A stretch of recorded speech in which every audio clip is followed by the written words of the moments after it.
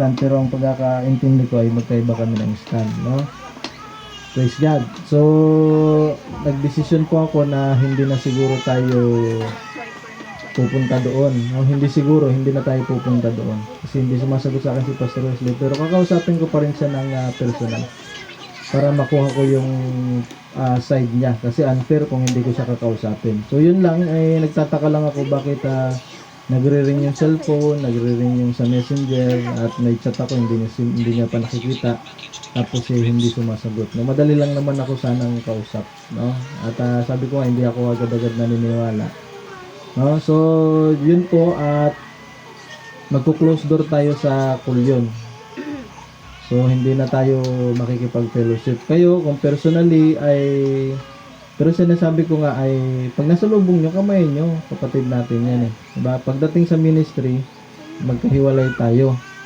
Praise God, no? At the same time na alam niyo naman yun, yung nakaraan din ay nag-set kami nung schedule, May, tapos biglang nagbago, kaya sumama din yung loob ko, sinabi ko rin sa kanya, yun pa naman yung ayaw ko kasi, no? Kaya nga sabi ko nga sa kanya, kaya nga ayaw ko makipag-fellowship sa iba, diba? Kasi mahirap kausap, tapos yun pala siya, ganun din, pag mag-desisyon, walang fix na desisyon. Kaya, Lord willing, ipag-pray natin yung sa December, no? So, simula ngayon, hindi na tayo makipag-fellowship sa kanila. Pero, I believe, hindi naman, ako, personally, hindi naman nagbago yung tingin ko sa kanila. Nilagyan ko lang ng boundary, no? Praise God, kasi hindi magandang, ayaw ko ng ganun na may kasama ganun sa ministry, no? So, yung pinapapaliwanag ko sa kanya ay hindi siya nagre-reply, no? Pero pupuntahan ko siya kung bakit gusto niyang pakumitin doon sila sister. Wala naman sanang problema kung sa akin muna siya pumunta o nagsabi, no? So pero direkta kila sister, no? At no, so yun lang yung ano natin. So I decided huwag na tayo makipag-fellowship, no? Kasi para sa akin disrespect yun, no? Hindi naman porke bata ako na pastor mas seasoned sila o mas matanda sila, okay lang yun, no? So hindi po ganoon mga kapatid, no? Pero hindi ko rin ginagamit yung authority ko para i-pull out si brother, no?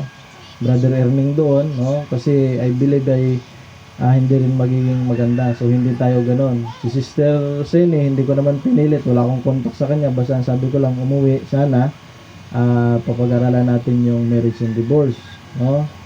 Praise God. Pero wala naman akong contact sa kanya, hindi ko rin siya pinilit na umuwi. So gulat na lang ako, bigla ding umuwi, no?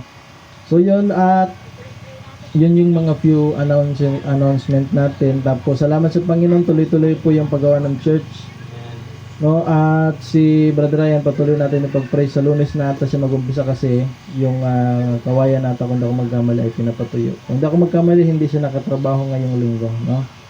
Praise God. So yung mamaya titignan ko rin doon yung mga kawayan, no? Praise God, na bagong bili. So dito ay ituloy natin itong pinag-aaralan natin mga kapatid, nakaraan na, no? But I suggest na basahin natin simula 1963 to 65, no? So ngayon 65 tayo nag-umpisa, then pagka natapos natin yung 65 ay babalikan natin 63, 64. So dito mga kapatid, gusto ko lang, pag inaral natin itong sa panahon ni Jonah, sabi nga ng iba ay si Jonah po ay nag-backslide, no? Kasi pinapapunta siya ng Diyos doon sa Nineveh, pero hindi siya pumunta doon. Pero makita natin, sabi nga ay siya ay nasa kalooban ng Panginoon. Praise God. Sabi niya pa dito, no? Gusto ko lang basahin. Unahin natin ito.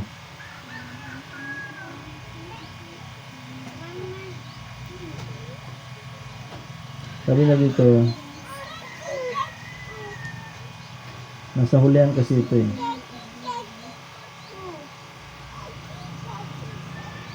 Ito. Didaanan na lang natin mamaya siguro. Pero sabi ng mensahe, sabi ng propeta ng Diyos, ay si Jonah ay lumalakad ayon sa kalooban ng Diyos. Pero kung titignan natin dito mga kapatid, siya ay para bagang wala siya sa kalooban ng Diyos, at pagkatapos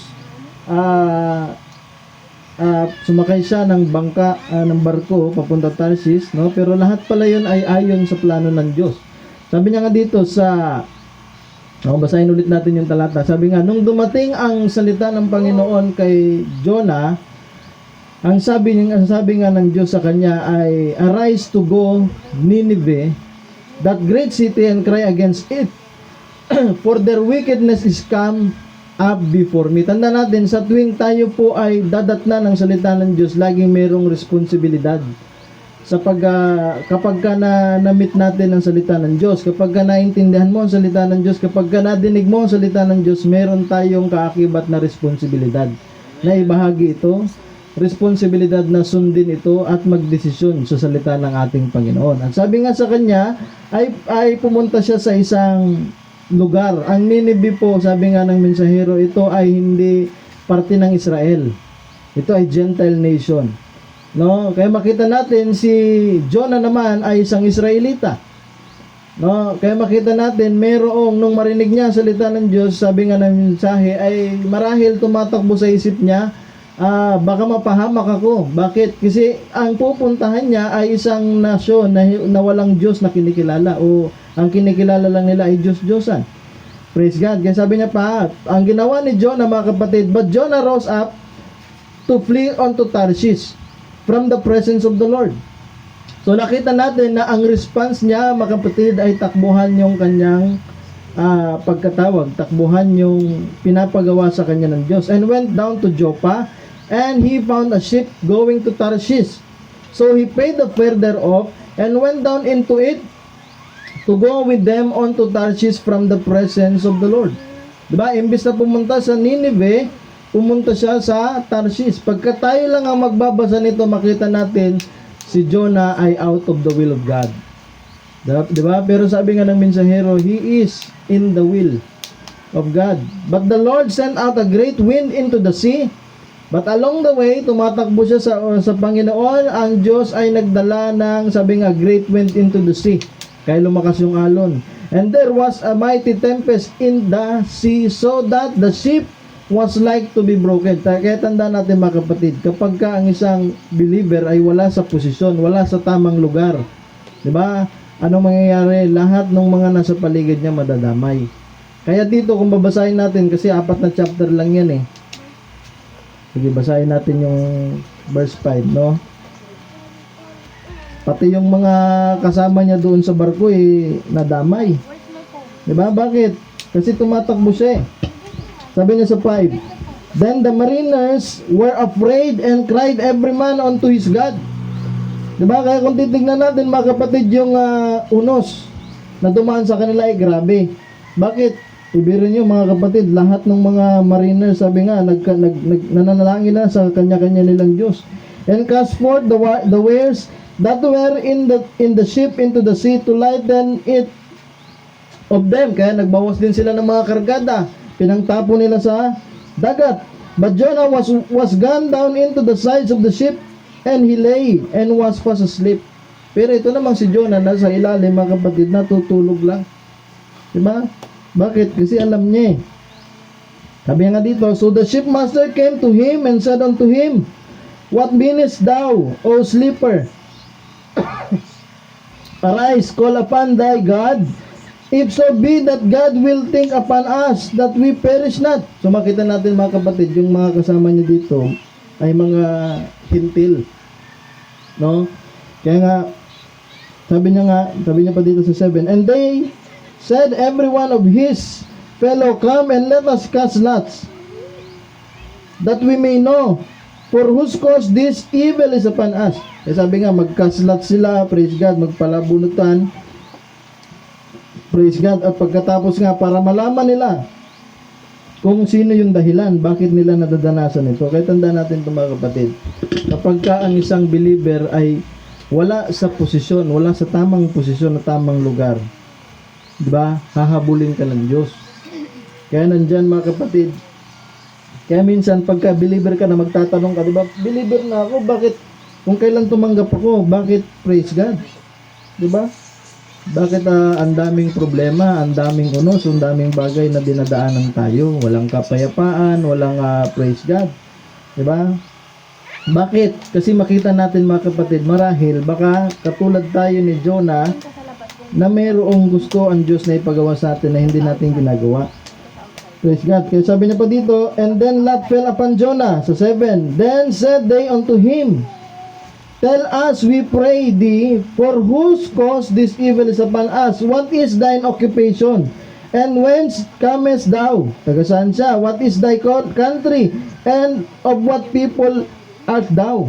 And he said unto them, I am an Hebrew, and I fear the Lord, the God of heaven, which hath made the sea and the dry land. Then were the men exceedingly afraid, and said unto him, why hast thou done this? For the men knew that he fled from the presence of the Lord. Kaya makita natin mga kapatid, nung malaman nila mga kapatid, na itong si Jonah ay Hudyo at naglilingkod sa Diyos ng mga Israel, sabi nga dito, at dahil nangyayari itong mga bagay na ito, sabi nga, for the men knew that he fled from the presence of the Lord, because he had told them. Kaya nalaman nila, kaya pala nangyayari yun, ay tumatakbo pala itong si Jonah. Diba? Papalayo sa presensya ng Diyos. Kaya ang kagandahan sa Diyos mga kapatid, pagka tumatakbo kang papalayo sa presensya ng Diyos, nandiyan kagad yung kamay ng Diyos para sawayin tayo. Praise God. Kaya dumating ang panahon mga kapatid, itinapon siya, di ba? Sabi nga, nilaglag siya doon, at pagkatapos ang Diyos ay nag-prepare, praise God, ng isang, sabi niya nga dito, and the Lord spake unto the fish, sa 17, now the Lord, verse 1:17, now the Lord had prepared a great fish to swallow up Jonah. And Jonah was in the belly of the fish 3 days and 3 nights. Kaya makita natin mga kapatid, hindi po aksidente na si Jonah ay tumakbo sa Diyos. Hindi aksidente na siya tinapon at nilaglag doon sa dagat at kinain ng isda. Kasi pagdating ni Kristo mga kapatid, itatype niya yung resurrection, yung death and resurrection niya doon sa panahon na kung saan si Jonah ay nasa tiyan, sabi nga, belly of the fish 3 days and 3 nights. Diba? Kaya makita natin yung kanyang lakad mga kapatid ay ordered by God. So tingnan natin sa 46. Sa lahat itong quotation ay galing doon sa a man running from the presence of the Lord. Sabi niya, and Jonah here was called one as this one of the minor prophets of the Bible to go down to the city. And here we find an example of us all. Sabi niya, si Jonah ay kahalintulad nating lahat. Every one of us, we always are running from something. Katulad ni Jonah na tumatakbo sa presensya ng Diyos, maraming mga tao katulad natin, mga kapatid, madalas sabi nga ay tumatakbo. Diba? Sa kung anumang bagay na ayaw nating harapin. We run from trouble. We run from responsibilities. Kaya kung babasahin natin dito, sinasabi niya lagi responsibility, responsibility. Maraming mga tao gusto lang mga kapatid, diba? Maligtas pero ayaw ng responsibilidad. Gusto lang tanggapin si Kristo pero ayaw ng responsibilidad. Diba? Yung iba gusto lang mag-asawa pero ayaw magkaanak. Bakit? Kasi may responsibilidad. Yung iba gusto lang ng diba, mag-asawa, ayaw naman ng responsibilidad, ayaw mag-provide sa pamilya. Praise God, ayaw alagaan yung mga anak. Praise God. Sabi nga, we are all prone to do that. Tandaan natin mga kapatid, sa pagtanggap natin sa Panginoon, lalo na kung nabuksan sa atin ang salita ng Diyos, may responsibilidad tayo sa salita ng Diyos. Amen. At pagka meron tayong, sabi nga, revelation na natanggap, mayroon tayong responsibilidad na mag-react. Mayroon tayong responsibilidad na gawin ito mga kapatid. We are more prone to run than we are to stand and face it out. Maraming beses, sabi niya nga, mas malaki yung porsyento na tumatakbo yung tao kaysa tayuan yung salita ng Diyos. Diba? Kaya makita natin minsan, praise God, pagka ikay nakatanggap na sa Panginoon, nandyan mga kapatid, nakukutsain ka ng mga kaibigan mo. Diba? At the same time, pagka medyo iba yung tayo mo, iba yung medyo mahigpit ka, praise God, nandyan nakukutsain ka, diba? So minsan, hindi na natin mga kapatid natatayuan ang salita ng Diyos. Bakit? Kasi ayaw natin na mag-iba yung turing sa atin ng ibang tao. Ayaw natin makarinig ng negative sa ibang tao, diba? Praise God, sabi niya pa, see, we find ourselves running. No, at yan yung nature ng tao. Sa panahon pa lang ni Adan eh, 'di ba? Imbes na harapin nila yung ginawa nilang mali at humingi ng tawad sa Diyos. Anong ginawa nila? Tumakbo sila sa presensya ng Diyos. Praise God. Nagtahi sila ng mga dahon ng puno ng igos. Sometimes we find ourselves prone to run from work. 'Di ba? Marami sa atin, sabi, we don't want to work. Some people just think they can make their living without working. Marami namang ganyan, mga kapatid, 'di ba? Ayaw magtrabaho. Praise God. Gusto lang ng kain ng kain. 'Di ba? Hindi naman po pwedeng ganoon. Hallelujah. Kaya nga sabi nga ng Panginoon, mga kapatid, ang obligasyon, no? Ang may obligasyon sana kayo magulang. Praise God. At kung ang magulang ay hindi magpo-provide sa kanyang mga anak, sabi nga ng Biblia, say masahol pa sa unbeliever. Imagine, yung mga unbeliever nagpo-provide yan kahit linggo nga nagtatrabaho. Para lang may mapakain, tapos sasabihin natin believer tayo, puro tayo gawain. Hindi ka magtatrabaho.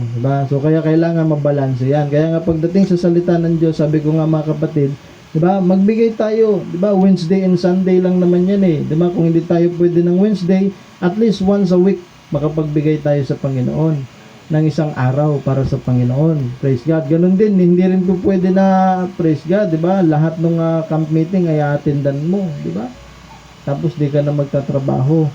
Sabihin mo na lang, Diyos ang magpo-provide, Tandaan natin mga kapatid, sa lahat ng gawain nandun si Judas. Hindi basihan yan na lahat ay atindan mo. Si Judas sa lahat ng gawain nandun Naligtas ba? Sa huli hindi naman naligtas Bakit? Hindi niya kayang tayuan yung salita ng Diyos.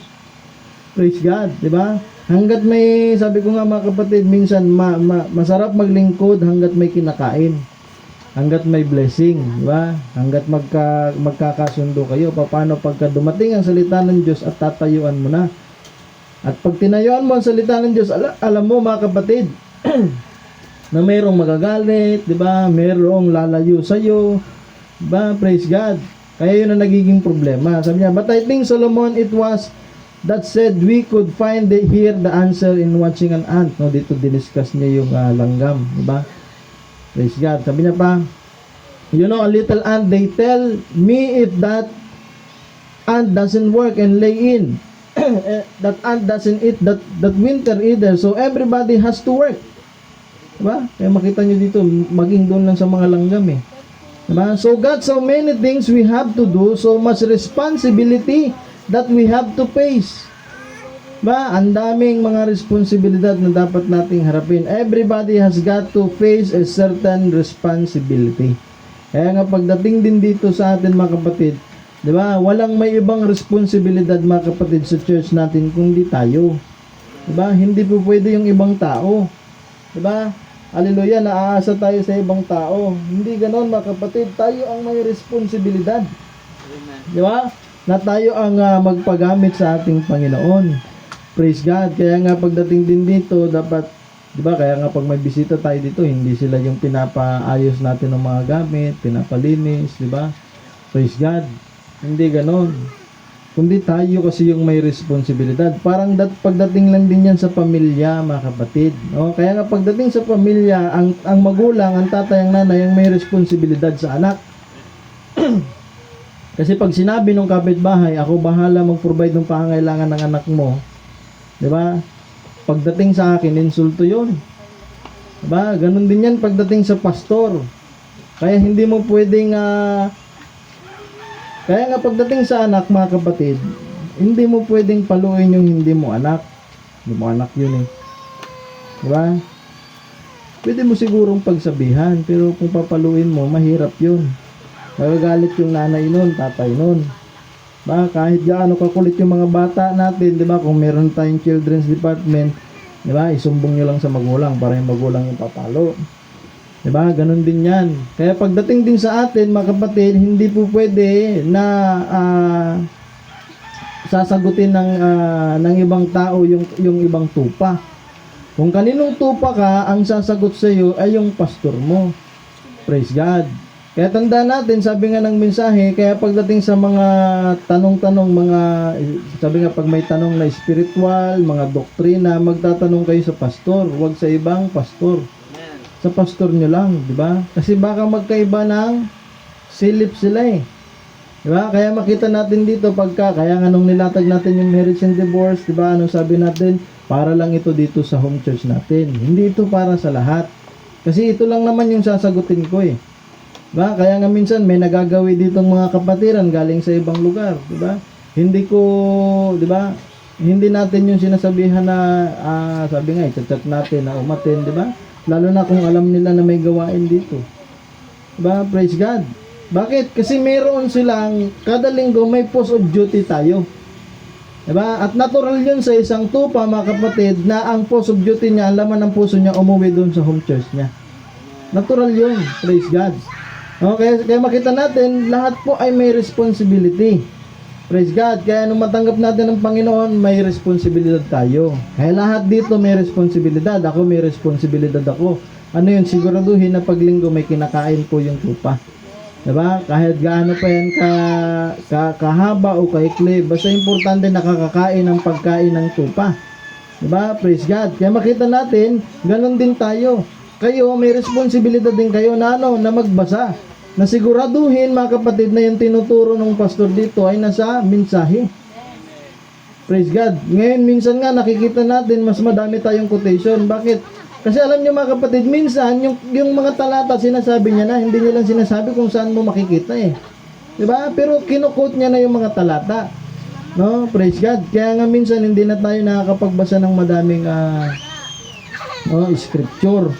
Okay, sabi niya pa dito, when you come to choose your wife, pagka mag-asawa ka, to get married or choose your husband, you've got to take a responsibility. Kaya nga pagka magdidesisyon tayo na mag-aasawa tayo, ganun din yan. Pag magdidesisyon ka kung saan ka mag-home church, may responsibilidad ka na siguraduhin na yung church na yun ay yun yung pinakamalapit o yun yung nasa Biblia.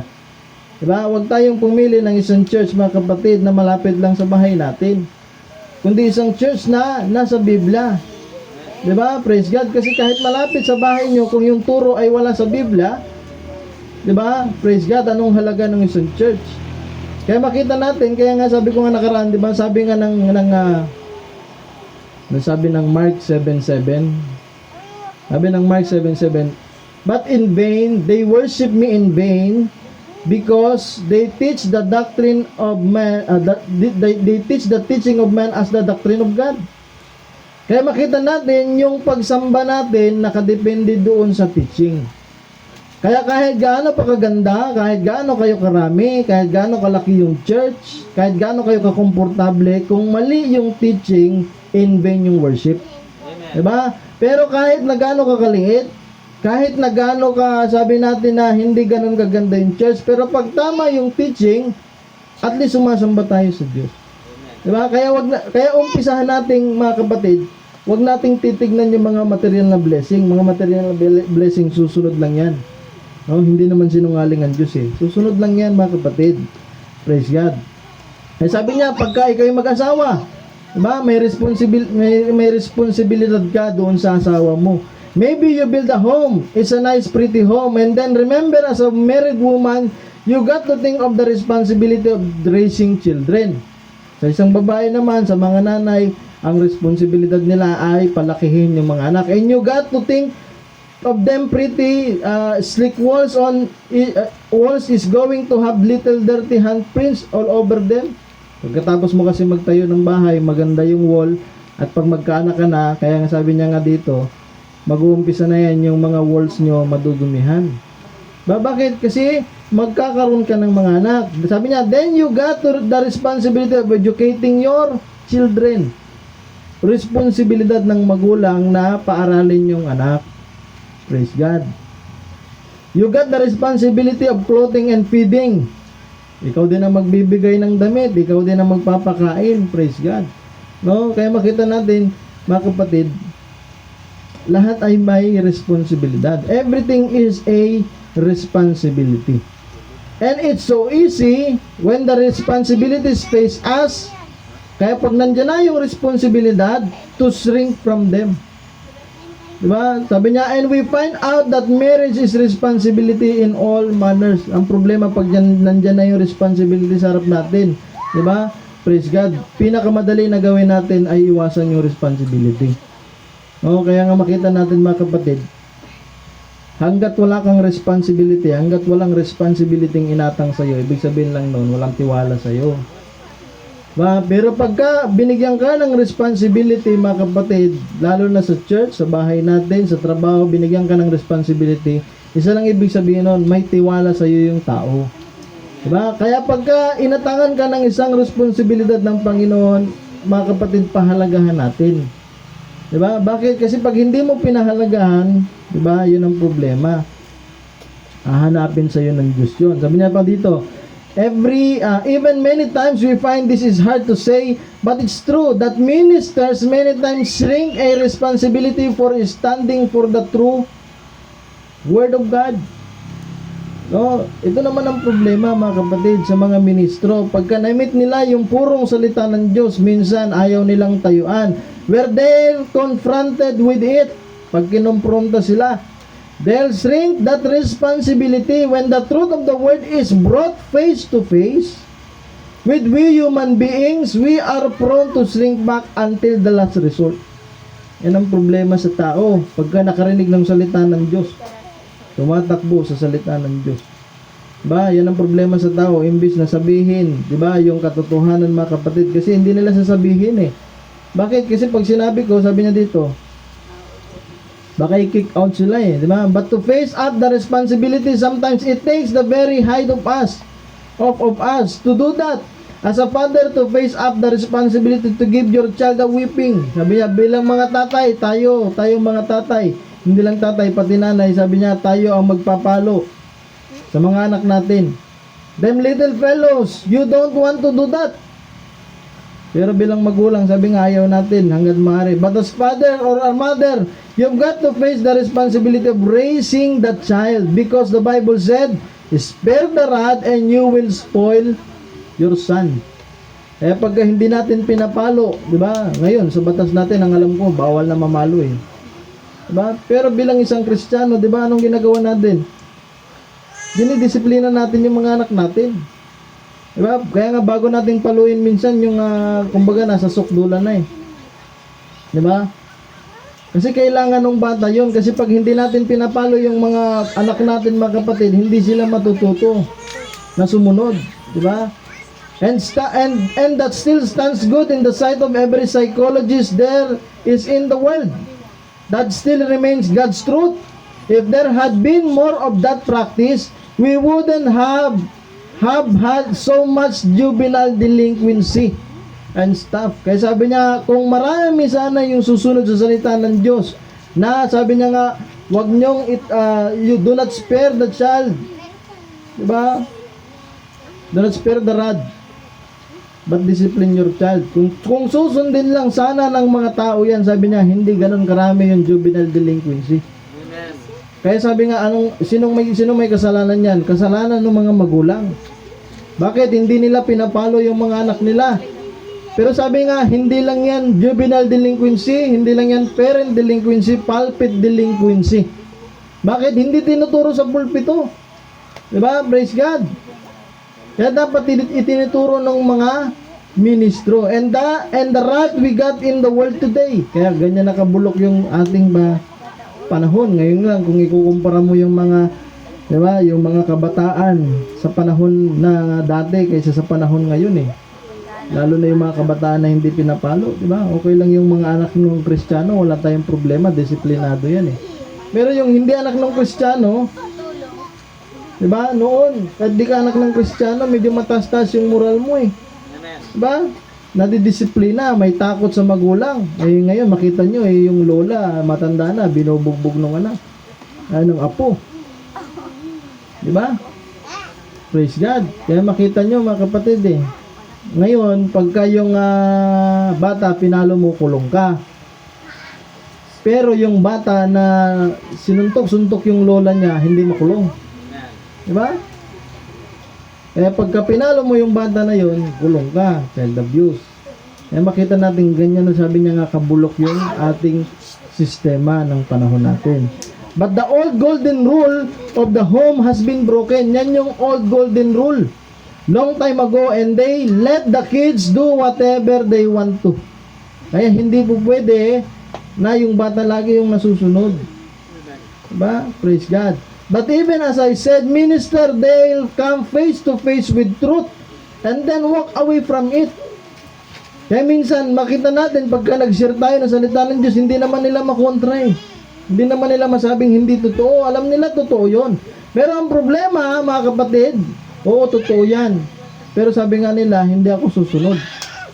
Diba? Maraming dahilan. Secret doon kayo sa labas, secret. Diba? Ang daming dahilan ng mga tao. Hallelujah.